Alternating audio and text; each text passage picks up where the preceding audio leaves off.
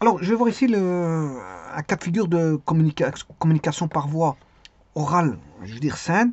Par exemple, un cas de figure, c'est une communication via le téléphone ou via voilà, le GSM.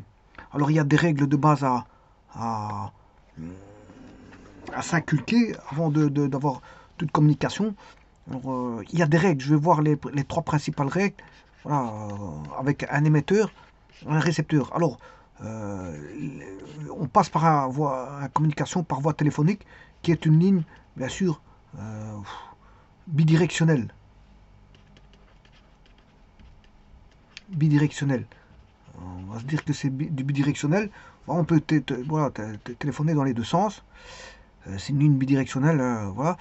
Euh, bon, parce qu'avant, il y en a un qui parlait pendant que l'autre parlait.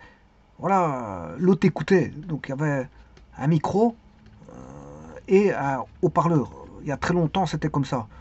Ensuite, l'autre il possédait un micro et un haut-parleur. Donc chacun parlait, je veux dire, on ne savait pas parler. Je veux dire, voilà, il fallait qu'il y en a un qui parle et puis qui s'arrête de parler pour que bon l'autre transmet. Maintenant, bien sûr, les lignes sont bidirectionnelles, hein, ça va dans les deux sens.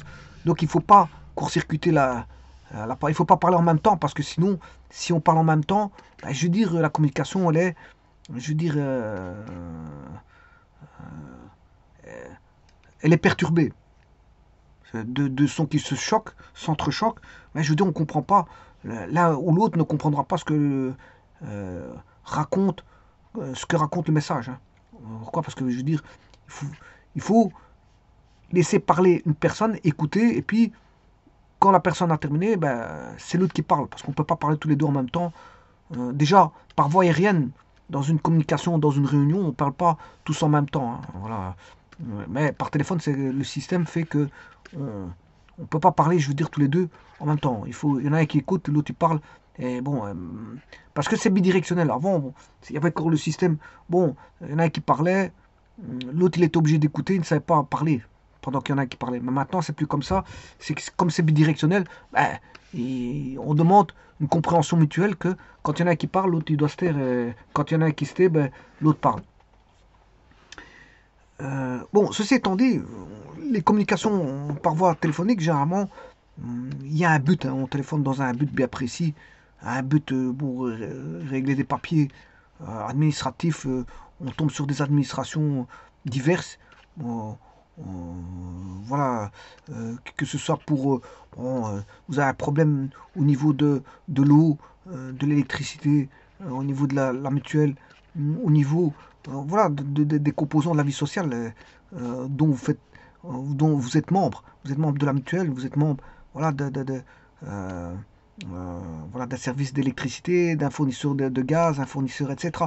Ben, on peut avoir des petits problèmes et téléphoner via voilà, à ces canaux. Alors il y a différents canaux où on peut téléphoner. Hein, vous pouvez téléphoner à votre garagiste ou téléphoner ou à la famille. À de la famille, cousin, cousine, voilà, oncle, tante, etc. Des amis, des relations diverses, voilà, des relations aussi diverses, mais des relations aussi professionnelles. Des relations professionnelles. Donc, euh, on va toucher un petit peu. Alors, on peut partir en voyage et téléphoner une agence de voyage. Voilà, c'est ouvert à tout. D'ailleurs, vous pouvez téléphoner à quoi? Ben, si vous prenez un bottin téléphonique, ben, vous pouvez téléphoner, je veux dire, à toutes les pages du bottin téléphonique qui sont tous des services voilà, que l'on peut rencontrer et, qui peut voilà, assouvir les besoins d'un client. Donc, il y a tout un bottin téléphonique. Voilà, besoin informatique, besoin voilà, automobile, besoin de nourriture, besoin voilà, de tout ce que vous voulez. Vous voulez aller au restaurant, vous téléphonez. Bon, bah maintenant, ce qu'on demande, la première des choses, c'est est-ce que les personnes se connaissent. Si elles ne se connaissent pas, si c'est le premier contact qu'elles ne se connaissent pas, il peut y avoir, je veux dire, une lourdeur de contact. Parce qu'on ne connaît pas la personne, voilà, on ne sait pas comment réagir, comment la personne voilà, comment l'émetteur va réagir, comment le récepteur va réagir, parce que ça peut vite monter, je veux dire, en éclair, s'il y en a un qui parle mal. Donc il faut, vous aurez compris que la courtoisie est de mise. Courtoisie est de mise. S'il y en a un qui crie, l'autre il sera pas content. Et si l'autre n'est pas content, ben, il risque de crier et après, c'est vice-versa. Je veux dire, chacun ne sera pas content de son côté. Alors là, je vais énoncer une des premières règles que l'on a voilà, au point de vue téléphonique. Au niveau de la communication téléphonique, la première des règles, je vais l'énoncer. Alors, vous pouvez écrire une multitude de règles, hein, mais certaines s'imposent. On va dire certaines s'imposent. Vous pouvez faire un travail de groupe et voir quelles sont les règles qui s'imposent d'elles-mêmes pour tenir une relation au téléphone courtoise. Alors, on va se dire que toutes les réactions affectives passent intensément dans la voix. Donc, on voit tout ce qui se passe au travers de la voix. Si quelqu'un hurle, ben, on sait bien qu'il est énervé. Voilà, il commence à hurler, il crie, on voit bien qu'il est énervé. Maintenant, s'il sourit, on le verra tout de suite. Voilà. Donc on voit au travers de la ligne transmet fidèlement et même peut amplifier les attitudes intérieures. Hein. Voilà. Si on reçoit un accueil souriant, un accueil chaleureux, si on a affaire à quelqu'un qui est agacé, voilà, qui est désintéressé, voilà, qui est une personne molle, bon, qui ne parle pas, je veux dire, avec un débit verbal rapide, donc il faut s'adapter à sa compréhension. Une personne qui n'entend pas bien, une personne voilà, malentendante, donc où il fait répéter plusieurs fois, et ainsi de suite. Ouais, qui prend pas son appareil de. Voilà, qui ne porte pas d'appareil, bien sûr. Voilà. Et donc, on peut avoir tous des cas de figure, voilà, qui est au bout du fil, mais une multitude d'individus. Il existe voilà, une multitude de personnalités, donc il y a une multitude d'individus où on peut tomber. Donc si ça c'est l'émetteur, ben, si c'est vous l'émetteur, ben, vous pouvez tomber sur une multitude voilà, de psychologie. Et donc, vous adaptez à ce profil psychologique. Donc, c'est pas parce que bon, vous allez tomber sur une personne qui est nerveuse qu'il faut vous énerver. Et, voilà, il ne faut pas entrer dans le jeu là. Ouais. Le tout, c'est vous devez garder votre calme et voilà, vous adapter à la situation. On va dire comme ça, c'est la première règle.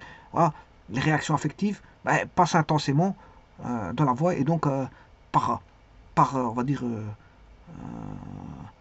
comme ici, la voie de communication est le fil, donc le téléphone avec fil, ou téléphone sans fil, peu importe, eh bien,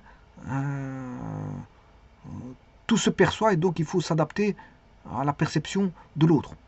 Donc il faut faut être un petit peu emphatique et voilà, comprendre, voilà, même si il y a des choses incompréhensibles, bah, il faut toujours rester calme. Bon, ça c'est la première des règles. C'est la première des règles. Une deuxième règle, pour que la courtoisie soit de mise, on va dire que l'acte téléphonique ne doit pas se dérouler avec précipitation, parce que si vous êtes dans un but bien défini, ben, ce but-là, il faut le préparer. Il faut savoir marquer dans un document ou un papier, voilà, le but de pourquoi vous téléphonez, à qui est la personne de contact, voilà, à qui vous avez affaire, à la personne de contact. Voilà, s'il y a un numéro de dossier concernant un dossier bien précis, voilà, s'il y a un numéro de dossier, si, je veux dire, il y a une personne de contact privilégiée, si vous devez contacter une autre firme ou une autre agence ou une autre société pour qu'elle puisse vous aider, bah, c'est le cas de le dire. Bien sûr, avoir une adresse, avoir des attaches au niveau adresse de contact, adresse de contact pour pouvoir écrire si on veut écrire, ou adresse mail, hein, ou adresse mail, parce que maintenant c'est beaucoup les adresses mail. Même maintenant, si vous voulez envoyer par la poste, il n'y a pas de problème, ça se fait aussi au travers d'un recommandé ou quelque chose comme ça. Voilà. Bon. Donc la deuxième, c'est l'acte téléphonique devrait se dérouler sans précipitation. Donc ça demande une préparation avant de téléphoner, savoir ce qu'on va raconter. Voilà. On téléphone dans un but et savoir ce qu'on va raconter, quelles sont nos questions. Si on a des questions à poser, il faut les poser. Voilà, et savoir qu'est-ce qu'on va raconter. Et bien sûr, tomber dans la bonne administration, parce que, enfin la bonne le bon chemin, parce que parfois, maintenant, on a des routages, et il faut tomber sur le bon routage. Donc la deuxième règle, c'est de préparer ce qu'on va dire, et bien sûr de ne pas se tromper d'interlocuteur. Il faut tomber sur le bon interlocuteur au travers d'un bon routage. Si vous avez bien routé les choses, ben vous allez tomber sur le bon interlocuteur. Alors, la troisième règle, c'est que le téléphone ou le GSM, c'est un outil de travail et aussi un outil qui permet de rendre service. On va dire pour simplifier la vie. Voilà. Euh, Pourquoi je dis ça? Parce que il ne faut pas tomber dans le travers où certains vont utiliser comment on appelle ça, le téléphone au GSM dans un but d'harcèlement. Bon, je vous rappelle que le harcèlement c'est condamnable par la loi. Bon, c'est interdit.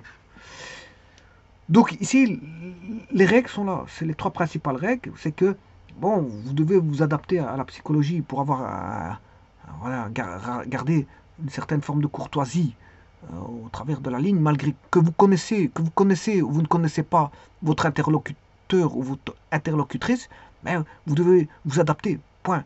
Je veux dire, on ne vous demande pas de vous ramener avec des hurlements, des cris, alors que la personne vient de vous décrocher, elle ne vous connaît même pas, elle ne sait pas comment vous appelez, et vous criez déjà avant d'avoir commencé à vous agresser en fait. Vous êtes dans l'agression, l'agression verbale. Vous êtes dans l'agression verbale, ben, la personne qui est de l'autre côté de la ligne, bon, elle ne demande pas elle vous a rien demandé pour que vous l'agressez. Maintenant, il faut savoir régler. C'est pas en criant qu'on va résoudre un problème. Donc voilà, on va se dire ça comme ça. Les problèmes ne se résolvent pas. Bien au contraire, quand on crie, je veux dire, parfois on perd ses moyens et on ne réfléchit plus à beaucoup de choses. Donc il faut garder son calme. Alors donc la deuxième règle, comme je l'ai dit, c'est tout préparer à l'avance. Quand on a quelque chose à intervenir, il faut prendre un bout de papier, commencer à écrire tout ce qu'on va, tout ce qu'on va dire et ce qu'on veut en arriver. On va en arriver à quoi? À résoudre un problème? Quel type de problème? Voilà, ça concerne quoi? À qui doit-on s'adresser? Je veux dire, y a-t-il un numéro de dossier? Voilà, avec qui prendre contact? Quelle est la personne privilégiée voilà, pour ce dossier? Et ainsi de suite. Il y a toute une panoplie de questions où vous pouvez faire une fiche et tout préparer sur la fiche. Okay. Bon, généralement, ce qu'on s'intéresse, c'est à la personne de contact qui peut nous aider dans notre démarche. Quelle est la personne, l'amusabilité pour répondre à notre démarche. Bien sûr, maintenant, ça se fait au travers d'un routage. Hein. On vous dit, bon, ici en Belgique, par exemple, il y a plusieurs langues. On vous dit, bon, si c'est francophone ou néerlandophone, déjà la conversation. Ben, vous choisissez un ou deux. Alors, une fois que vous avez choisi un ou deux, à ce moment-là, vous passez par un menu qui vous dit, bon, si c'est pour voilà, vous téléphonez pour une réparation, pour une question, ou, voilà, peu importe. Il y a encore un routage qui se fait et vous devez choisir le bon routage. Sinon, si vous ne tombez pas sur le bon service, on ne pourra pas vous aider. Donc, il faut déjà tomber sur le bon service. Une fois que vous êtes sur le bon service, vous essayez de voir quelle serait une personne de contact dans ce service qui pourrait au mieux vous aider. Voilà. Et donc, là, une fois que c'est établi une communication, c'est de rester courtois et d'expliquer son problème en ne criant pas, en hurlant pas, et je veux dire en gardant, bien sûr, le sourire, malgré les problèmes qui s'avèrent. Alors sachez que le problème, si vous téléphonez, c'est pour être résolu. Voilà. Bon, maintenant, si ça se fait pas si vous n'avez pas droit à certaines choses, ben, vous n'avez pas droit. Sinon, il reste encore les tribunaux où vous pouvez, voilà, vous pouvez invoquer, je veux dire, une piste de juridiction. Pourquoi pas? Je veux dire, maintenant, si vous voulez avoir gain de cause. Alors, ceci étant dit, le contenu de la communication téléphonique est important. Hein. Donc, il peut y avoir des communications professionnelles, des communications amicales, des communications, je veux dire, de sortie, on veut faire une petite sortie, aller au restaurant, des trucs comme ça. Bon, des communications de tous ordres. Donc, on peut avoir des communications, maintenant, quand je dis de tous ordres, c'est de tout domaine, c'est ça que je veux dire, parce on peut aussi répertorier une communication suivant un ordre un degré d'importance. On peut se dire, bon, est-ce que c'est urgent? Ce n'est pas urgent. Est-ce que c'est fort important, le coup de fil? Voilà, est-ce que je peux le passer demain ou après-demain? Si je le passe dans 3 jours, qu'est-ce qui se passe? Voilà, et ainsi de suite. Et ainsi de suite. Donc le contenu de la communication va faire référence bien sûr au domaine, au degré d'importance qui va se dérouler dans le dossier ou dans le contenu, voilà, que l'émetteur va transmettre au travers de bien sûr, la ligne téléphonique ou voir comment on appelle ça, le GSM. GSM. Alors, on peut avoir des questions types, hein, des questions typiques. Par exemple, pour quelle raison vous feriez un appel, c'est-à-dire pour quelle raison appelleriez-vous, hein, que voulez-vous dire exactement dans cet appel, quel message voulez-vous faire passer. Alors, bien sûr, avant tout, je vous ai dit qu'il y avait une préparation, rassembler les documents nécessaires pour parce que si maintenant la personne de l'autre bout de la ligne, si chaque fois vous demandez une information que vous n'avez pas préparée, vous devrez la chercher, ça va un petit peu embêter. Je veux dire, la personne, elle va vous couper, va vous dire de retéléphoner, je veux dire, et de revenir sur voilà, le temps que vous cherchez. Parce qu'elle ne va pas attendre du travail, elle doit avoir, bon, certaines administrations, bon, certains employés qui travaillent sur certaines lignes, on leur dit de faire un nombre, ils sont voilà, forcés au nombre. Hein. On leur dit de faire autant de clients par jour. Donc ici, ils ne peuvent pas se permettre qu'il y en a un qui cherche un dossier, puis il y en a encore un autre qui cherche un dossier, puis encore un autre. Ils vont vous dire de raccrocher, de chercher le dossier, de rappeler par après. Bah, ils ne vont pas vous attendre, parce que bon, s'ils commencent à attendre une demi-heure, bon, c'est mauvais pour le rendement de la personne qui est au bout de la ligne. Voilà, parce qu'elle est, je veux dire, instruite pour faire autant de personnes par jour de manière sérieuse. Parce que si c'est pour chaque fois raccrocher à chaque personne et dire qu'on a fait autant, c'est pas sérieux. Il y a aussi un retour et un feedback au travers d'une écoute téléphonique qui se fait et voilà, qui peut rendre des comptes. Hein. Il peut rendre des comptes s'il a mal fait son travail à chaque fois juste pour avoir le nombre. Bon, donc il doit répondre, il doit le faire de manière professionnelle et de manière correcte et de manière honnête au niveau de son travail. Bon. Alors, comme je dis, il faut rassembler tous les documents que vous avez besoin, qu'on va vous demander, tous les documents jugés nécessaires, voilà, pour lesquels, je veux dire, vous allez, voilà, on va dire, vous allez élaborer une conversation sur un contenu qui nécessite par exemple des documents que vous devez préparer et avoir sous les yeux, auquel cas si on vous le demande à n'importe quel moment, ben, vous devez aller rechercher les informations dans ces documents-là, de l'avoir, je veux dire, proche de vous. Alors bien sûr, il faut, ce que les gens oublient souvent, c'est de quoi écrire. Et bien sûr, un calepin, un bic et un calepin, parce que même c'est toujours bon d'avoir un bic et un calepin, même quand on part en randonnée, ou peu importe, de telle façon, à ce que, bon, s'il se passe quelque chose, ben, on puisse écrire et ne pas demander à quelqu'un ou s'arrêter, bon, ennuyer les gens. C'est mieux l'avoir en main. Et donc avoir un calepin avec de quoi noter. Comme ça, bon, on a tout ce qu'il faut pour pouvoir noter directement, je veux dire, et ne pas tomber sous le coup de ne pas avoir de bic à côté de soi ou de stylo ou de quoi écrire à côté de soi et de rester un petit peu bloqué juste à cause de ça et de commencer à chercher. Là aussi, ça c'est une prise de temps. On prend le temps du récepteur qui désire nous aider. Là, on perd son temps. On fait perdre son temps parce qu'on n'a pas de bic. Alors, éventuellement, il faut noter quelques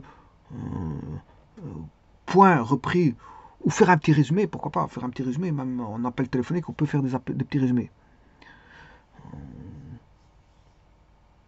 Alors, maintenant, essayez de choisir votre moment le plus adéquat, qui vous sied le mieux, qui vous met en meilleure posture, pour pouvoir dialoguer, même pour une communication amicale. Choisissez votre moment. Voilà. Donc, ne le faites pas, je veux dire, tout de suite, directement, même si c'était un gros problème à résoudre.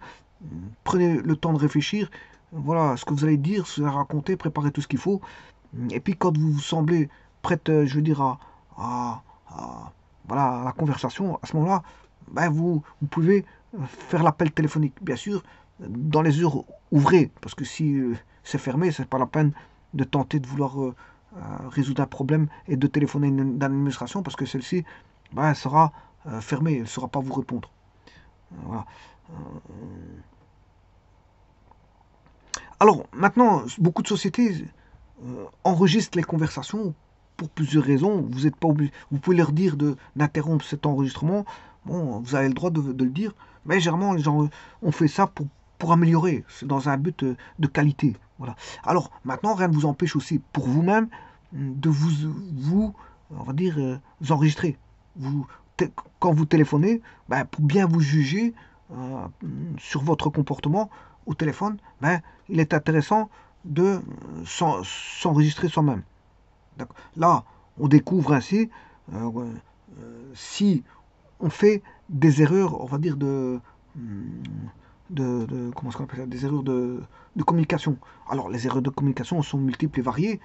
Bon, par exemple, si on parle trop vite, ou si on a un débit haché, un débit haché. Alors, le débit haché peut venir de certaines maladies. Hein. Bon, mais ça, c'est autre chose. Voilà, ça peut être aussi un handicap survenu soit une maladie au cerveau et on a un débit haché. Bon, là, je veux dire, la personne réceptrice voilà, va s'adapter à la personne émettrice. Voilà. Donc, pas parler trop vite parce que ça peut déranger certaines personnes. Bon, et certains parlent lentement, ça ne va pas non plus. Il faut un certain débit verbal avec un certain rythme, une certaine vitesse, voilà, avec un certain débit de parole. Voilà.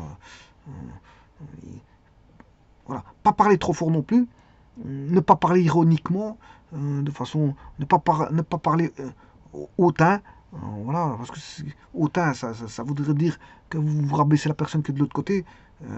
De manière ironique, ça veut dire que bon, vous ironisez sur la personne adverse aussi, parce que vous faites de l'ironie, donc vous prenez la personne de l'autre côté pour une personne, je veux dire, inculte ou quelque chose comme ça, et ça, c'est je veux dire, toujours, c'est de brasser, je veux dire, du négatif dans une communication. Voilà. Alors, là, à ce moment-là, si vous enregistrez, bah, là, vous pourrez voir beaucoup de choses qui s'y passent, notamment que, par exemple, vous n'achevez pas certaines phrases, voilà, que vous perdez de temps en temps le filon. Mais ça peut provenir aussi de certaines maladies. Voilà, il y a des maladies qui surviennent au niveau du cerveau. Et bon, on peut parfois parler à chaque cause de ça. On peut, je veux dire, perdre voilà, le filon de ses idées, tout simplement parce qu'on a une maladie. Mais c'est le fait de perdre le filon de ses idées, c'est pas forcément une maladie. Hein. Ça peut être autre chose aussi. On est fatigué, on pense à autre chose, ou on pense à quelque chose, et puis tout d'un coup, on parle d'autre chose et on a oublié le sujet précédent. Bon, ça arrive aussi. Donc, mais au niveau des neurones, il y a voilà, un accident voilà, neuronal qui fait que bon, les informations passent d'un côté et de l'autre côté, bon, vous avez une perte il y a une échappée on a une perte de communication avec des neurones d'un côté, de l'autre côté, elles ont passé. Donc pourquoi pour aller les rechercher, c'est difficile parce qu'on ne sait plus ce qu'elles sont. Voilà, on va se dire ça comme ça, pour dire simplement, mais en fait, c'est quand vous énoncez plusieurs idées, ben, à force de faire trop d'idées, à un moment donné, si vous faites trop de liens neuronaux, tellement vous êtes loin au niveau voilà, des liaisons neuronales, vous avez mis plusieurs voilà, idées en avant, mais à un moment donné, c'est tout à fait normal qu'il y a peut-être une idée que vous avez oubliée. Donc, pour aller la récupérer, c'est bien difficile. C'est bien difficile d'aller la récupérer. Alors, il faut attendre peut-être un instant où certaines choses vont se vider. Et puis, ou que quelqu'un parle de quelque chose pour se dire, ah oui, c'était ça que je voulais dire. C'est pour ça que de temps en temps, garder un petit peu la conversation, ça fait pas toujours de tort, parce que là, la personne va parler de certaines choses, et puis vous vous rappelez de la chose que vous vouliez dire, que vous aviez oublié, parce que vous étiez occupé à dire d'autres choses, et qu'on vous a interrompu sur quelque chose, et voilà, vous avez parlé le filon, le filon de vos idées. Bon, ce qui peut arriver, c'est pas, ça arrive à tout le monde, ça c'est pas un problème. Bon, ceci étant dit, donc il y a des règles d'or. Maintenant, un petit exercice que vous pourriez faire, c'est de se dire si quelles sont, voilà, ça c'est trois règles principales que j'ai mises, ces trois règles d'or. Quelles seraient des règles complémentaires que vous ajouteriez, je veux dire, à ces principes fondamentaux que l'on retrouve quand quelqu'un veut, je veux dire, euh, voilà, téléphoner au travers de la ligne ou par GSM, peu importe. Je vous remercie.